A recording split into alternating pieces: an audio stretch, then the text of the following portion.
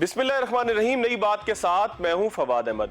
नाज़रीन, अगले माली साल के लिए बजट की आमद है। एक खबर के मुताबिक IMF का मुतालबा है, IMF की फरमाइश है कि नए टैक्सेस में इजाफा किया जाए और जो लोग टैक्स दे रहे हैं उनसे नए टैक्स लिए जाए। खास तौर पर सैलरीड क्लास के बारे में बार बार ये बात आ रही है कि उनके लिए नए टैक्सेस में इजाफा किया जाएगा। दूसरी जानिब महंगाई का तूफान है, किसी सूरत काबू नहीं आ रहा। मामला क्या है, कैसे ठीक होगा, कराची चैम्बर की तजावीज़ क्या है, आज के प्रोग्राम में इसी पे बात करेंगे। हमारे साथ मौजूद है Karachi chamber of commerce and industries के प्रेसिडेंट शारिक वोहरा साहब। उनसे पूछते हैं। वोहरा साहब, बहुत शुक्रिया आपके वक्त का। वोहरा साहब, क्या तजावीज़ है आने वाले बजट के लिए? आपको वफाकी हुकूमत को क्या तजावीज़ दी है? हर साल देता है कराची चैम्बर, इस साल क्या खास तजावीज़ हैं? कराची चैम्बर ने तो बेशुमार अपनी तजावीज़ दी हैं, पिछले साल भी, इस साल भी, हमेशा हम देते हैं। This year is bit different from many years. उसकी वजह यह है कि एक तो हमारे नए फाइनेंस के मिनिस्टर हैं शौकत तरीन साहब, और अभी उनको आए हुए तकरीबन कोई 1-1.5 माह हुआ है और वो एक बजट पेश करने जा रहे हैं। तो मैं समझता हूँ कि उनके लिए भी एक बड़ा चैलेंज होगा। अब जो हुकूमत ने ये तब्दीली की है एक फाइनेंस मिनिस्टर को, उसका बैकग्राउंड ये है कि वो IMF के साथ बेहतर तौर पर नेगोशिएट करें वो तमाम ऐसी चीज़ें जो IMF हमको मजबूर कर रहा है करने को। मसलन ये कि वो ये कहते हैं कि जो एग्जिस्टिंग टैक्स पेयर्स हैं, आप अपना जो शॉर्टफॉल है टैक्स रेवेन्यू का वो उससे पूरा करें, जो कि ऑफ कोर्स नामुमकिन बात है। हम सब चेंबर्स, फेडरेशंस, पूरे पाकिस्तान की बिजनेस कम्युनिटी जो है वो ये इंसिस्ट कर रही है कि एग्जिस्टिंग टैक्स पेयर्स को आप कितना नचोड़ेंगे, उनके पास अब और गुंजाइश नहीं है अनलेस कि आप नए जो टैक्स पेयर्स हैं उनको नेट में लेकर आए। तो एक तो ये चैलेंज है जो कि नए फाइनेंस मिनिस्टर को सक्सेसफुली नेगोशिएट करना होगा IMF के साथ। और मैं समझता हूँ कि जो नए फाइनेंस मिनिस्टर हैं शौकत तरीन, उनका जो बैकग्राउंड है, जो एक्सपीरियंस है, आई सी a very very good result, because उनकी जो नेगोशिएशंस करने की स्किल्स हैं वो मैं समझता हूँ कि बहुत अच्छी हैं और इफ़ेक्टिव हैं, और उनको कोई ब्रेक थ्रू मिलने की उम्मीद है। दूसरा जो चैलेंज हुकूमत को है वो डेफिनेटली जो PSDP में, यानी कि जो आपने मंसूबे तरक्याती हैं उनके लिए पैसे कहाँ से आएंगे और उसको किस तरह जनरेट करेंगे। हम बजट में एलोकेशन तो कर देते हैं कि इतने बिलियंस, इतने ट्रिलियंस के ये मंसूबे बनेंगे, लेकिन फिर उन प्रोजेक्ट्स के लिए जो फाइनेंसिंग है उसको लाना है बुनियादी तौर पर। एक ये बड़ा चैलेंज होगा। तीसरा बड़ा चैलेंज ये है कि जो एग्जिस्टिंग लोग हैं पाकिस्तान में, उनके जो टैक्स के जो स्लैब्स हैं अगर उनको कम नहीं किया जाएगा, या जो सेल्स टैक्स है बढ़ाने की बात हो रही है, आप कम करने की बात कर रहे हैं। मैं वही आपको बता रहा हूँ कि कराची चेंबर ने ये इनको सजेशन दी है कि अगर आप अपने टोटल रेवेन्यूज बढ़ाना चाहते हैं तो रेट ऑफ सेल्स टैक्स को आप कम कर दीजिए, आपका रेवेन्यू बढ़ जाएगा। 17% सेल्स टैक्स के साथ नए आने वाला कोई इंडस्ट्रियलिस्ट, कोई ट्रेडर, कोई बिजनेसमैन जो है वो आने के लिए तैयार नहीं है। मैंने FBR से ये कहा था कि आप मुझे बताएं कि पिछले 10 सालों में जब से ये 17% का सेल्स टैक्स आपने फिक्स किया स्लैब रेट, कितने परसेंट एनहांस हुआ लोग सेल्स टैक्स नेट में जो आए हैं? बिल्कुल ठीक, बहुत कम है, बहुत कम है। वो तभी ठीक होगा अगर आप स्लैब कम करेंगे तो नए लोग उसमें आएंगे और आपका ओवरऑल रेवेन्यू बढ़ेगा। गवर्नमेंट का तो देखें हदफ ये होना चाहिए कि आपका रेवेन्यू बढ़े, ना कि ये कि आप टैक्स रेट को बढ़ाएं। तो ये एक इम्पॉर्टेंट डिसीजन होगा और आई एम श्योर कि शौकत तरीन साहब को बखूबी इल्म है कि अगर वो इस किस्म के जो स्लैब रेट्स हैं उनको कम करते हैं तो उससे ओवरऑल पाकिस्तान का जो टैक्स रेवेन्यू है या ड्यूटी का जो रेवेन्यूज हैं वो बढ़ सकेंगे। अच्छा वोहरा साहब, आपने कहा कि शौकत तरीन साहब को जो है वो मेन टास्क ये है कि वो IMF के साथ निगोशिएट करें, नए सिरे से चीज़ों को तरतीब दें कि किस तरीके से IMF के प्रोग्राम के अंदर रहते हुए हमने जो है वो चीज़ों को चलाना है।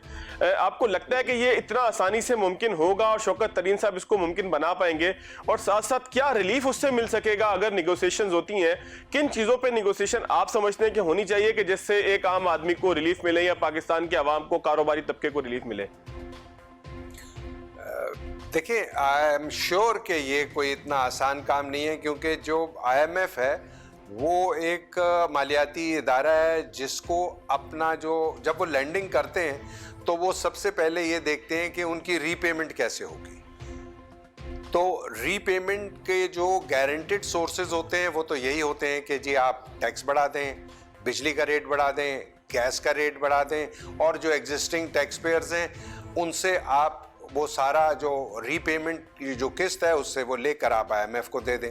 لیکن ایک اچھے فائنانس منسٹر کا, ایک اچھے مینیجر کا یہی کامیابی ہوگی کہ وہ IMF کو یہ ریئلائز کرائیں کہ دیکھیں ہماری اکانومی کی جو اسٹرینگتھ ہے, ڈاکیومنٹڈ اکانومی کی, وہ 5 ٹریلین یا اس سے کچھ کم روپے ہے جو لوکل ٹیکس کا ریونیو ہے آپ کا, ورسز جو آپ کا انڈاکیومنٹڈ سیکٹر ہے پاکستان کا, اور اس کا پوٹینشیل جو ہے وہ کم از کم 10 times is bigger than your documented. Undocumented جو اکانومی ہے اس کو کس طرح سے آپ نے ڈاکیومنٹڈ کرنا ہے, اور اس کے بعد اس سیکٹر سے آپ نے ٹیکسز لینے ہیں جو کہ آپ کے معیشت میں انڈکٹ ہوں گے. تو سب سے پہلے تو جو آپ کا سوال تھا کہ جی وہ کون سے ایسے سیکٹرز ہیں جہاں پر عوام کو through negotiation from the finance minister ان کو ریلیف ملنا چاہیے. سب سے بڑا ریلیف تو یہ ملنا چاہیے کہ پاکستان میں بجلی کے ریٹ مزید نہیں بڑھنے چاہیے, پاکستان میں گیس کے ریٹس مزید نہیں بڑھنے چاہیے. یہ دونوں انرجی کے جو سورسز ہیں ان کے ریٹس کم ہونے چاہیے تاکہ یہ انڈسٹری اور پاکستان کے بزنسز جو ہیں وہ وائبل ہو جائیں. جب یہ وائبل ہو جائیں گے تو ڈیفینیٹلی یہ ریلیف جو ہے وہ ٹرکل ڈاؤن کر کے نچلے طبقے تک جائے گا. پھر آ جاتا ہے کہ پاکستان میں جی بات مکمل کر لیں آپ, میں اگلا سوال پھر کر لیتا ہوں. جی میں یہ کہہ رہا ہوں کہ جی جو مہنگائی کا تیسرا بڑا وجہ ہے وہ چیزیں ہیں جو پاکستان میں امپورٹ ہوتی ہیں, اور جب وہ امپورٹ ہوتی ہیں تو آپ کو پتہ ہے کہ جی 155-160 روپے میں ہمارا ڈالر رینج کرتا ہے. تو 45% ڈیویلیویشن کے بعد جو چیزیں امپورٹڈ ہیں جس میں کہ فوڈ باسکٹ کی بھی بہت ساری چیزیں وہ مہنگی ہو جاتی ہیں. میں یہ سمجھتا ہوں کہ ایک بیلنس ضرور اسٹرائک کرنا چاہیے جس میں کہ امپورٹڈ گڈس ورسز ایکسپورٹ متاثر نہ ہو اور امپورٹڈ گڈس سستے ہوں. تو ہمارا جو فارن ایکسچینج ریٹ ہے اس کی ری الائنمنٹ بہت ضروری ہے. آئی ایم شیور کہ جو ایکسپورٹ سیکٹر ہے وہ یہ کہتا ہے کہ جی آپ تو ڈالر کو 200 روپے کا کر دیں کہ پاکستان کی جو ایکسپورٹس ہیں وہ وائبل ہو جائیں. لیکن پچھلے 25-30 سال کا جو مشاہدہ ہے آپ کو بھی معلوم ہے, گورنمنٹ کو بھی پتہ ہے, فائنانس منسٹری کو بھی پتہ ہے کہ جب بھی ڈیویلیویشن ہوئی ہے پاکستان کی ایکسپورٹس نہیں بڑھی. ایسا ہوتا نہیں ہے, مطلب یہ مطالبہ ضرور ہو سکتا ہے لیکن حقیقت میں ایسا ہوتا نہیں ہے وورا صاحب. جی بالکل, ایکسپورٹ نہیں بڑھتی, ڈیویلیویشن کی وجہ سے کبھی ایکسپورٹ نہیں بڑھی. تو چاہے شوکت ترین صاحب ہوں یا حفیظ شیخ صاحب ہوں, مور اور لیس جو براڈ بیسڈ ایلوکیشن ہوگا بجٹ کا وہ وہی ہوگا جو کہ حفیظ شیخ صاحب نے کیا تھا. آئی ڈونٹ تھنک کہ شوکت ترین صاحب کے پاس کہیں سے ایسا کوئی ریسورس آ گیا ہے نیا جس کی وجہ سے وہ چیزوں کو کی ڈائمنشنز کو چینج کر دیں گے. ہاں ضرورت صرف اس چیز کی ہے کہ IMF جو ہے اس کے ساتھ آپ اپنی ٹیکس ریجیم کو پریشرائز نہ کریں. دیکھیں میں اگر ہوں گا تو میں IMF کے پاس جاؤں گا تو میں ان کو ون پلین سمپل تھنگ یہ بتاؤں گا کہ دیکھیں گراؤنڈ ریالٹی یہ ہے کہ پاکستان میں میرے پاس اتنے ٹیکس پیئرز ہیں, وہ اتنا ٹیکس دیتے ہیں, اتنا زبردستی ہم لیتے ہیں, اتنا وہ والنٹیرلی دیتے ہیں, ہمارے پاس گنجائش نہیں ہے. آپ اگر ان لوگوں کو پریشرائز کریں گے یہ اکانومی بریک ڈاؤن ہو جائے گی. This is just a matter of how well you can convince the IMF authorities. بالکل ٹھیک ہے. اچھا بورا صاحب ایک چیز اور بتائیے گا کہ فوڈ انفلیشن جو ہے وہ کسی صورت قابو نہیں آ رہا. ترین صاحب بھی کہتے ہیں کہ ڈیمانڈ اور سپلائی کے فرق کی وجہ سے یہ بڑھا ہے, اس کا کوئی تعلق دیگر چیزوں سے نہیں ہے. 11-12% کے اوپر انفلیشن پہنچی ہوئی ہے. عام آدمی یہ سوال کرتا ہے کہ اس کو کب ریلیف ملے گا. ایک چیز مجھے بتائیے گا بالکل غیر سیاسی, یعنی کہ بالکل میں آپ سے میری خواہش یہ ہے کہ ایک تو سیاسی ہے, جب سیاستدان سے پوچھیں گے تو وہ کہے گا حکومت نااہل ہے ایسے ویسے, لیکن ظاہر ہے کہ آپ سے اکیڈمک بات ہوگی, آپ ایک تاجر ہیں, آپ فگرز اور تمام چیزوں کو لے کر ساتھ چلنے والے آدمی ہیں. مجھے یہ بتائیے گا کہ آپ کو کیا لگتا ہے کہ انفلیشن کا آخر سبب کیا ہے؟ حکومتی پالیسی, گرپ نہیں ہے چیزوں کے اوپر, चीजें जो है वो काबू में नहीं आ रही, गंदम की फसल उतरे उसके बाद भी आटे का रेट गिरने के बजाय बढ़ना शुरू हो जाए, चीनी का रेट भी इसी तरीके से हो, ना मुर्गी का रेट संभलता हो, ना कुकिंग ऑयल का रेट संभलता हो, आम आदमी तो परेशान होता है अपने घर के किचन के बजट से। आम आदमी को मेरे आपकी तरह इन बजट के गोरख धंधे से कोई लेना देना नहीं है। तो एकेडमिक तौर पर आप क्या समझते हैं कि इसके असबाब क्या है जो सब कुछ होता है, महंगाई जो बढ़ रही है पाकिस्तान में? आपने जो एनालिसिस किया वो जो तकालीफ हैं छोटे तबके की और निचले तबके की, वो डेफिनेटली पिछले 3 सालों में बेतहाशा बढ़ी हैं। तकरीबन 100 से 125% तक उसमें इजाफा हुआ है और फूड इन्फ्लेशन में सबसे ज़्यादा इजाफा हुआ है। और उसकी वजूहात जो हैं वो पार्शली आप कह सकते हैं कि हुकूमत की गवर्नेंस का फेलियर है, बट मेजॉरिटी जो रीजंस हैं इन्फ्लेशन के, महंगाई के, उसमें एक तो देखें डिमांड एंड सप्लाई का बहुत बड़ा अमल दखल है। हमारी जो रिक्वायरमेंट फूड्स की हैं वो पिछले 10 साल में जिस तरह बढ़ी हैं ज़रूरियात बिकॉज ऑफ द पॉपुलेशन, वो हमारी सप्लाई साइड उस रेशो से नहीं बढ़ सकी। जब हमारी सप्लाई साइड नहीं बढ़ेगी, हमारी गंदम की फसल शॉर्ट हुई, हमारी शुगर केन की फसल शॉर्ट हुई, हमारे पास जो सब्जी, फ्रूट और दूसरी चीज़ें हैं उसमें एग्रीकल्चरल सेक्टर में अच्छे सीड्स नहीं हैं, हमारी जो पेस्टिसाइड्स इंपोर्ट होती हैं वो सब मिस डिक्लेरेशन होती है। उसमें आपको पता है कि वो कहते हैं कि जी ये 99% प्योर पेस्टिसाइड इंसेक्टिसाइड है, वो तमाम पैसे दे के जो अडल्ट्रेटेड पेस्टिसाइड्स हैं वो रिलीज़ होती हैं, उसके बाद वो जब खेत खलियान तक पहुंचती है वो दवाई तो वो असर नहीं करती और उसका ऑफ कोर्स जो किसान है वो डबल ट्रिपल पैसे दे रहा होता है और उसके जो असरात हैं वो बिल्कुल कम हो रहे होते हैं। यहाँ पर हुकूमत को चाहिए कि वो चीज़ें जो उसके बस में हैं, सीड सर्टिफाइड हुकूमत बेटर गवर्नेंस से कर सकता है, पेस्टिसाइड को कस्टम की स्टेज पर, इंपोर्ट की स्टेज पे लैब की करप्शन को रोक के ठीक किया जा सकता है। ये ऐसी चीज़ें हैं जो कि IMF की, इसमें कोई फंडिंग की ज़रूरत नहीं है। This is just better governance and better management which can probably reduce the gap between supply and demand. अच्छा वोरा साहब, बिल्कुल एक आखिरी कमेंट कीजिएगा, आखिरी 1 मिनट है, मैं चाहूंगा कि प्रिसाइज आप कर दें। एक चैम्बर ऑफ कॉमर्स, पाकिस्तान के सबसे बड़े चैम्बर ऑफ कॉमर्स के प्रेसिडेंट की हैसियत से आप क्या तवक्का करते हैं, क्या तजवीज़ देते हैं, अगर मुख्तसर आपसे कहा जाए कि 2-1 मिनट के अंदर बयान करें कि बजट, अगला बजट कैसा होना चाहिए कि जिससे सबको रिलीफ मिल सके, क्योंकि रिलीफ की तवक्का ही सब कर रहे हैं ऐसे हालात के अंदर कि जब हर तरफ से जो वो घेरा तंग हो। मेरी हुकूमत से ये गुजारिश है, सम अप प्रिसाइज ये कि आप जितने स्लैब्स टैक्स रेट्स के हैं उसको रिड्यूस करें, उससे पूरे वो अनडॉक्यूमेंटेड सेक्टर एनकरेज होगा, वो टैक्स नेट में आएगा, आपके पास टैक्स की मद में ज़्यादा पैसे मिलेंगे जो आप डेवलपमेंट के प्रोजेक्ट्स में और गरीब आदमी की फलाह बहबूद के लिए आप खर्च कर सकेंगे। नंबर 2, आपका जो FBR है उसको एग्जिस्टिंग टैक्स पेयर्स की तरफ से आप रिलीज़ कर दें और उस पूरी मशीनरी को लगा दें नए टैक्स पेयर्स ढूंढने में और नए टैक्स पेयर्स को रजिस्टर करने में। अगर ये 2 काम मैं समझता हूँ कि 2-3 साल कंटिन्यूटी के साथ सस्टेनेबल हो जाएं तो बहुत बड़ा फ़र्क पाकिस्तान के रेवेन्यूज़ में पड़ सकता है। बहुत शुक्रिया। शारिक वोरा साहब हमारे साथ मौजूद थे, Karachi chamber of commerce and industries के प्रेसिडेंट। उनका कहना यही था कि नए टैक्स पेयर तलाश करने चाहिए बजाय इसके कि पहले से मौजूद टैक्स पेयर्स की गर्दन के ऊपर छुरी चलाई जाए। अल्लाह ताला उनकी ज़बान मुबारक करे कि नए टैक्स पेयर ढूंढे हुकूमत और पुराने टैक्स पेयर्स को जो है वो कुछ ना कुछ रिलीफ दे। प्रोग्राम में एक ब्रेक लेंगे, ब्रेक के बाद आएंगे तो आगे की तरफ चलेंगे।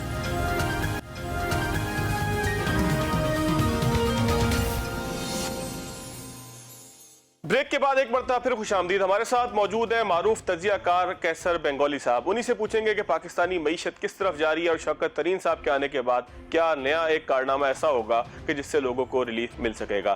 कैसर बेंगोली साहब, बहुत शुक्रिया आपके वक्त का। बेंगोली साहब, शौकत तरीन साहब तक हम पहुँच गए हैं, हफीज शेख साहब से और असद उमर साहब से हम शुरू हुए थे। आपको लगता है कि कोई एक पॉलिसी शिफ्ट भी आएगा, कोई ऐसा शिफ्ट भी आएगा कि जिससे एक आम आदमी को रिलीफ मिल सके? पहली बात तो ये कि एक मिनिस्टर पॉलिसी मुकम्मल तौर पे नहीं बना सकता। اگر آپ کو معیشت ٹھیک کرنی ہے تو وہ صرف فائنانس منسٹر کا کام نہیں ہے، پوری حکومت اس میں اس کے عمل کی ضرورت ہے۔ دوسری بات یہ ہے کہ شوکت ترین صاحب نے جتنی بھی باتیں اب تک کی ہے وہ سارے لانگ ٹرم ایشوز ہیں۔ فوری طور پہ کیا ہوگا، اس کو کیا امپیکٹ ہوگا سال میں یا 2 سال میں، اس پہ ابھی تک شوکت ترین صاحب نے کوئی بات کی نہیں ہے۔ تو آپ کو کوئی بہت بڑا شفٹ آتا ہوا دکھائی نہیں دے رہا؟ تو کانکریٹ انداز میں تو کوئی دکھائی نہیں دیتا۔ باتیں جو شوکت ترین صاحب نے کی ہے بالکل صحیح ہے ساری، لیکن اکثر جو چیزیں ہیں اس میں اس کا نتیجہ آنے میں 5, 10, 15 سال لگیں گے۔ آج ان کا بیان ہے کہ جی یہ جو مڈل مین ہے زراعت میں، ان کو ہٹا دیں تو 20 فائدے ہوں گے، لیکن مڈل مین تو صرف کہنے سے تو نہیں چلے جائیں گے، وہ ان کا رول اسی وقت کم ہوگا اگر زراعت میں کچھ اسٹرکچرل چینجز ہوں گی۔ بالکل ٹھیک۔ اسٹرکچرل چینجز نہ تو راتوں رات ہو سکتی ہے، نہ اس کے بہت جلد اس کے اثرات آپ دیکھ سکتے ہیں۔ اس میں کچھ میرا خیال ہے 5-10 سال آپ کو لگانے ہوتے ہیں اس قسم کی بنیادی تبدیلیاں کرنے کے لیے۔ تو وہ بات بالکل صحیح کہہ رہے ہیں، اس میں مطلب آپ سمجھتے ہیں کہ ان کی سمت ٹھیک ہے، وہ کم از کم انڈرسٹینڈنگ ان کی ٹھیک ہے؟ وہ ٹھیک ہے، لیکن اس وقت جو بحران ہے ہمارا، اس میں اس کو کیسے وہ حل کریں گے، ابھی تک انہوں نے اپنا شاید منصوبہ بتایا نہیں ہے۔ اچھا، آنے والے بجٹ میں بنگالی صاحب آپ کو کیا لگتا ہے؟ IMF ایک طرف جو ہے وہ دباؤ دے رہا ہے کہ آپ سیلریڈ کلاس کے اوپر جو سیلری کا ایک جو طبقہ ہے، سیلریڈ کلاس ہے، اس کے اوپر ٹیکس کا نیٹ جو ہے وہ اس کو آپ مزید بڑھا دیں، یعنی کہ ٹیکس ان سے مزید وصول کریں، اور جو پرانے ٹیکس دہندگان ہیں انہی سے سارا ٹیکس لے لیں۔ تو آپ کو کیا لگتا ہے کہ آنے والے بجٹ کے اندر شوکت ترین صاحب کیا اس معاملے کو دیکھ پائیں گے؟ IMF کے 2 کنڈیشنز ہوتے ہیں صرف۔ ایک یہ کہ آپ اپنا جو اندرونی بجٹ ڈیفیسٹ ہے روپوں کا وہ کم کریں، اور ڈالر کا جو ڈیفیسٹ ہے، ٹریڈ ڈیفیسٹ جسے کہتے ہیں، وہ کم کریں۔ اگر ہمارے پاس اپنا کوئی حل ہے ان دونوں کو کم کرنے کا تو IMF کوئی کنڈیشن نہیں لگائے گا، لیکن ہمارے پاس چونکہ اپنا کوئی حل نہیں ہے تو IMF اپنی طرف سے جو ان کو سمجھ آتا ہے کنڈیشن لگاتا ہے۔ ان کے کنڈیشن میں ظاہر ہے عوام پر جو افیکٹ پڑے گا وہ ان کی کیلکولیشن میں نہیں آتا ہے۔ بنگالی صاحب، آپ کو کیا لگتا ہے کہ IMF سے کوئی نیگوسیشن دوبارہ سے ہو سکتی ہے؟ اگر ہو سکتی ہے تو کن نکات کے اوپر ہو سکتی ہے؟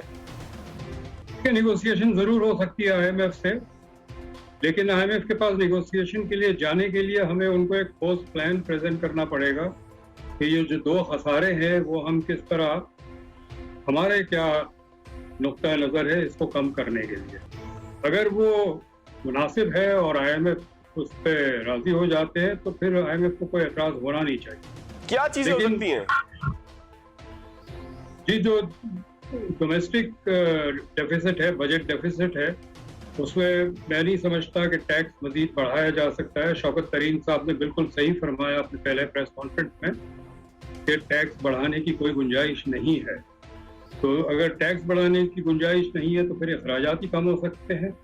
تو یہ ہم دیکھنا چاہتے ہیں کہ اس بجٹ میں حکومت کے اپنے جو غیر ترقیاتی اخراجات ہے، جس میں دفاع کے بھی نان کامبیٹ ایکسپینڈیچر ہے، اس میں کتنی کمی کی جاتی ہے۔ اگر 2-4% کم کر رہے ہیں اس سے کوئی فرق نہیں پڑے گا، ہمیں تقریباً 20% کی کمی کرنے کی ضرورت ہے، لیکن اگر ایک دم 20% نہیں کرتے ہیں تو 10% تو کم سے کم کرنا ہی پڑے گا۔ اس سے جو اندرونی خسارہ ہے وہ اس پہ مثبت اثر پڑے گا، اور وہ آپ IMF کو کہہ سکتے ہیں کہ دیکھیں ہم نے یہ کیا ہے۔ اسی طرح جو امپورٹس ہیں اس میں بہت گنجائش ہے کمی کرنے کی، اور WTO کے دائرے میں رہتے ہوئے بھی کمی ہو سکتی ہے۔ اگر ہم یہ کرتے ہیں تو میں سمجھتا ہوں کہ ہماری معیشت جو ہے اس کو اگلے 2 سال میں استحکام آ سکتا ہے۔ اچھا بنگالی صاحب، ایک بہت اہم نکتہ ہے، فوڈ انفلیشن کسی طریقے سے قابو نہیں آ رہی. نئی فصل بھی آ جاتی ہے لیکن کسی طریقے سے نہ آٹے کی قیمت کم ہوتی ہے، نہ چینی کی قیمت کم ہوتی ہے، نہ خوردنی تیل کی قیمت کم ہوتی ہے، گوشت کی قیمتیں بڑھ رہی ہیں. اس میں ایک معیشت دان کی حیثیت سے میں آپ سے یہ سمجھنا چاہوں گا کہ اس میں انتظامی بدعنوانی کا عنصر ہے یا معاشی بد انتظامی کا عنصر ہے؟ کہیں پر تو بد انتظامی ہے، کہیں پر تو حکومت لیک کر رہی ہے، وہ معاشی پہلو ہے اس کا، یا آپ یہ سمجھتے ہیں کہ ڈیمانڈ اینڈ سپلائی انتظامی پہلو کی وجہ سے جو ہے پوری نہیں ہو پا رہی؟ کئی سال پہلے اور بالخصوص 20 سال پہلے ہم نے یہ طے کر لیا کہ ہم نیو لبرل معیشت کو اپناتے ہیں، اور اس کا بنیادی اصول یہ ہے کہ منڈی جو ہے، مارکیٹ جو ہے، وہ تمام چیزیں طے کرے گا، حکومت کا کوئی دخل نہیں ہے. جب ہم نے یہ طے کر لیا تو آپ بد نظامی تو بیچ میں نہیں لا سکتے، کیونکہ آپ نے تو پہلے طے کر لیا ہے کہ حکومت کا کوئی دخل نہیں ہے. میرے پاس اگر چینی ہے گودام میں اور میں نہیں بیچنا چاہتا تو یہ تو میری مرضی ہے. مارکیٹ اکانومی میں مجھے حکومت نہیں کہہ سکتی کہ آپ نے ذخیرہ کیوں کیا ہوا ہے. میری مرضی ہے، میری چینی ہے، میں نہیں بیچنا چاہتا، جب قیمت بڑھے گی تو بیچوں گا. یہ تو مارکیٹ اکانومی کا اصول ہے نا. تو یا تو ہم مارکیٹ اکانومی کو اپنا لیں اور پھر جو یہ ہوتا ہے ہونے دیں، یا ہم طے کر لیں کہ مارکیٹ اکانومی ہمارے لیے فائدہ مند نہیں ہے. ہم ایک ایسی معیشت چاہتے ہیں جہاں عوام کی فلاح و بہبود اولین ترجیح ہے، اور اس حوالے سے جہاں حکومت کو مداخلت کرنی ہوگی حکومت کرے گی. اور جب آپ یہ طے کر لیں تو مداخلت کرنے کے جو انسٹرومنٹس ہوتے ہیں، طریقے ہوتے ہیں، کیونکہ اعلان کرنے سے اور پرائم منسٹر کو دھمکیاں دینے سے تاجروں کو چیزیں نہیں ہوگی. اس کے جو پالیسی ہوتی ہے اس کو امپلیمنٹ کرنے کے انسٹرومنٹس ہوتے ہیں. وہ انسٹرومنٹس پچھلے 30 سال میں سارے ختم ہو گئے ہیں. اس کو دوبارہ بنانا پڑے گا اور یہ دیکھنا پڑے گا کہ قیمت نہیں ہے. جس زمانے میں قیمتوں پہ بہت نظر رکھا جاتا تھا تو حکومت کو پاس ہر ہفتے رپورٹ آتی تھی کون سے علاقے میں کس چیز کی شارٹیج کا امکان ہے. وہ حکومت وہاں وہ اشیاء موو کرتی تھی تاکہ شارٹیج نہ ہو. قیمتیں تو اسی وقت بڑھتی ہے جب شارٹیج ہوتی ہے. تو یہ نظام ٹوٹ گیا ہے، اس کو دوبارہ بنانا پڑے گا، اور حکومت کو یہ اعلان کرنا پڑے گا کہ عوام کے فلاح و بہبود کے حوالے سے جو بھی معاملات ہیں وہ حکومت کی اور ریاست کی ذمہ داری ہے. یہ ریاست یہ مارکیٹ پہ یا منڈی پہ نہیں چھوڑا جا سکتا. بنگالی صاحب، میں آپ کی بات سے جو بات سمجھاؤں وہ یہ ہے کہ حکومت نے مارکیٹ کے اوپر جب چیزوں کو چھوڑ دیا تو آپ کو نہیں لگتا کہ اس سے مافیاز نے جنم لیا، ایسے لوگوں نے جنم لیا کہ جو ذخیرہ اندوز تھے، جو منافع خور تھے، جنہوں نے عوام کی پریشانی کو دیکھے بغیر ان تمام چیزوں کو کے اوپر جو پیسہ کمایا، اور یہ خود حکومت نے اپنی پالیسی کے ذریعے چھوڑا تھا؟ نا اگر آپ نے کہہ دیا کہ حکومت اپنا ہاتھ ہٹا رہی ہے اور مارکیٹ میں جو بھی کھلاڑی ہیں وہ جس طرح چاہیں چلائے مارکیٹ کو، تو وہ چل رہا ہے. ہم دیکھیں نا، یہ مجھے عجیب بات لگتی ہے، تاجر بھی یہ کہتے ہیں کہ حکومت کا دخل نہیں ہونا چاہیے، لیکن جب تاجر کو نقصان ہوتا ہے تو وہ کہتے ہیں حکومت آ کے ہماری مدد کرے، ریلیف دے. یہ ڈبل پالیسی جو ہے نا، یہ ٹھیک نہیں ہے. یا تو آپ طے کر لیں، اور یہ صرف تاجر جو منڈی مارکیٹ میں بازار میں بیٹھے اس تاجر کی بات نہیں کر رہا ہوں، یہ بڑے بڑے جو ایسوسیشنز اور فیڈریشنز کے لیڈران ہوتے ہیں وہ بھی حکومت کو کہتے ہیں کہ جی آپ دخل نہ دیں، ہمیں کرنے دیں جو ہم کرتے ہیں. لیکن جب ان کو نقصان ہوتا ہے تو حکومت پہ چیختے ہیں کہ ہماری مدد کرے، ہمیں بیل آؤٹ کرے. یہ وہ بھی طے کر لیں کہ وہ چاہتے کیا. بنگالی صاحب، میں ایک بریک لیتا ہوں، بریک کے بعد فوراً آپ کے پاس آتا ہوں. مجھے بڑا ایک اہم سوال آپ سے پوچھنا ہے کہ فورن ڈائریکٹ انویسٹمنٹ جو ہے وہ ہماری انڈسٹریز میں نہیں آ رہی بلکہ سروسز سیکٹر میں آ رہی ہے. اس کی کیا وجہ سمجھتے ہیں؟ سوال چھوڑ کر آپ کے پاس جا رہا ہوں، بریک کے بعد آپ سے جواب لوں گا.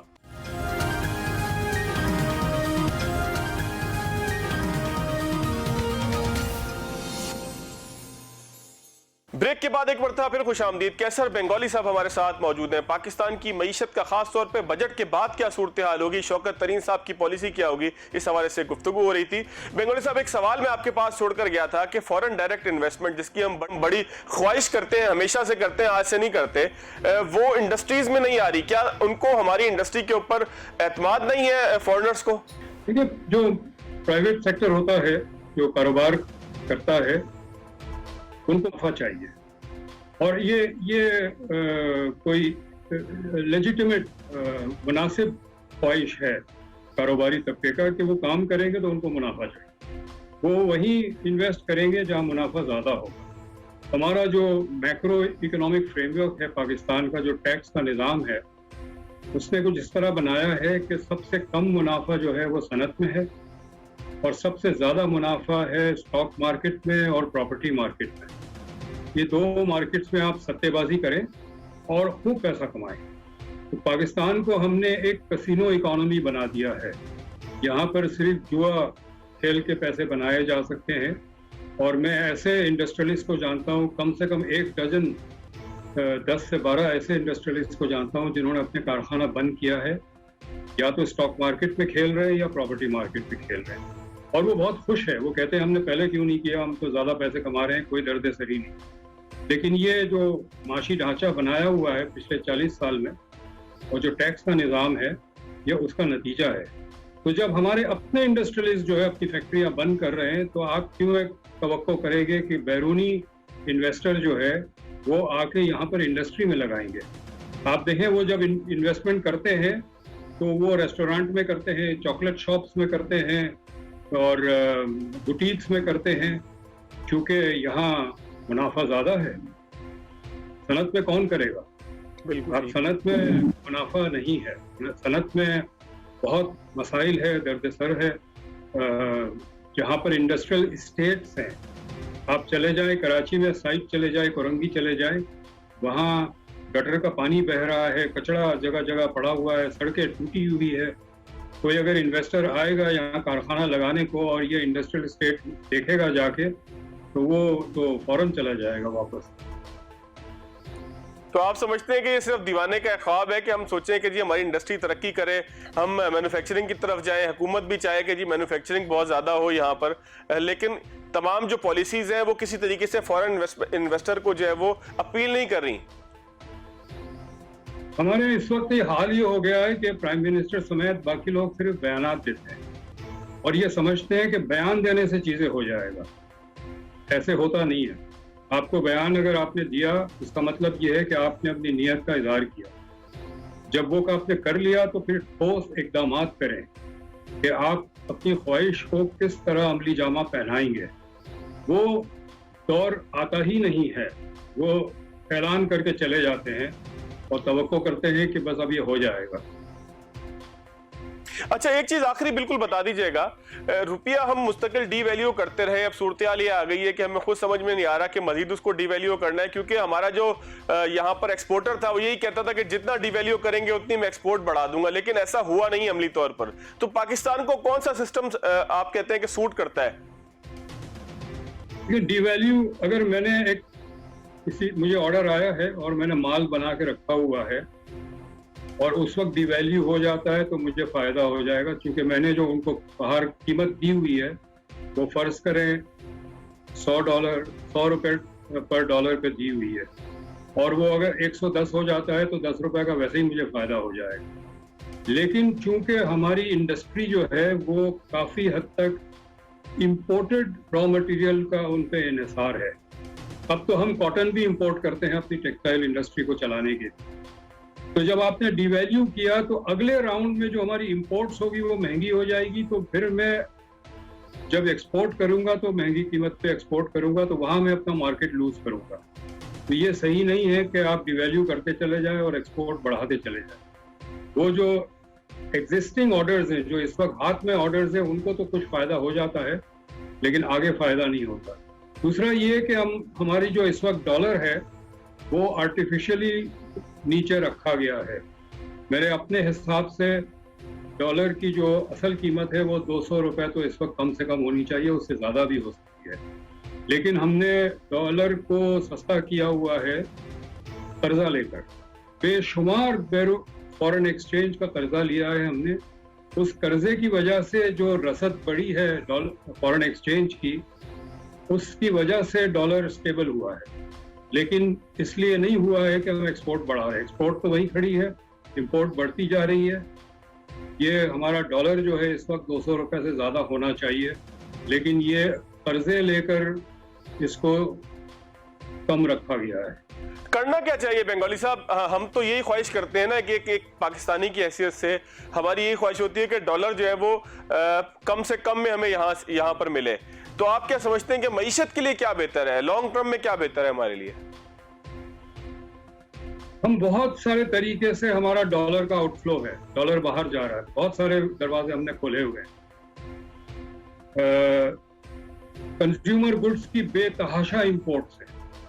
آپ کسی سپر مارکیٹ میں جائے، وہاں پر آپ کو پاکستانی چیزیں نہیں ملے گی. کل ہی میں شیونگ کریم لینے گیا، میں کم سے کم آدھا گھنٹہ گھومتا رہا، 2 سپر مارکیٹ میں گیا، کہیں پاکستانی شیونگ کریم نہیں تھا، باہر کے تھے. اور میں آپ کو بتاتا چلوں باہر کے کس ملک کے تھے، وہ انڈیا کے بنے ہوئے تھے. انڈیا کے شیونگ کریم یہاں ملتے ہیں، اور بھی انڈیا کی چیزیں ملتی ہوگی.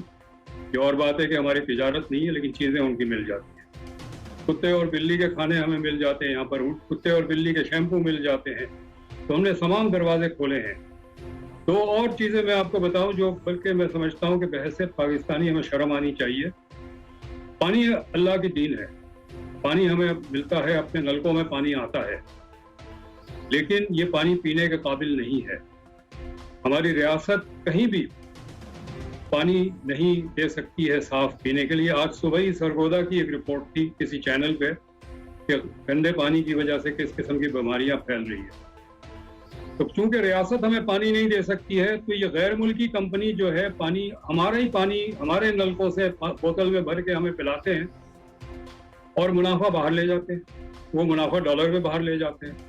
تو ہم نے بہت سارے دروازے کھولے ہوئے ہیں ڈالر باہر جانے کے. بالکل ٹھیک. یہ سارے بند کرنے پڑیں گے ایک ایک کر کے، تبھی جا کے ہم فورن ایکسچینج کا جو ہمارا بیلنس ہے اس میں استحکام آ سکتا ہے. بہت شکریہ کیسر بنگالی صاحب ہمارے ساتھ موجود تھے. ناظرین، آج کے پروگرام میں ہماری کوشش یہی تھی کہ آنے والے بجٹ کے حوالے سے اور خاص طور پر نئے ٹیکسز کے حوالے سے پاکستان کی کیا پالیسی ہو سکتی ہے، شوکت ترین صاحب کی کیا پالیسی ہو سکتی ہے، اس پر بات کریں. اگلے پروگرام تک یاد دیجیے. اللہ حافظ.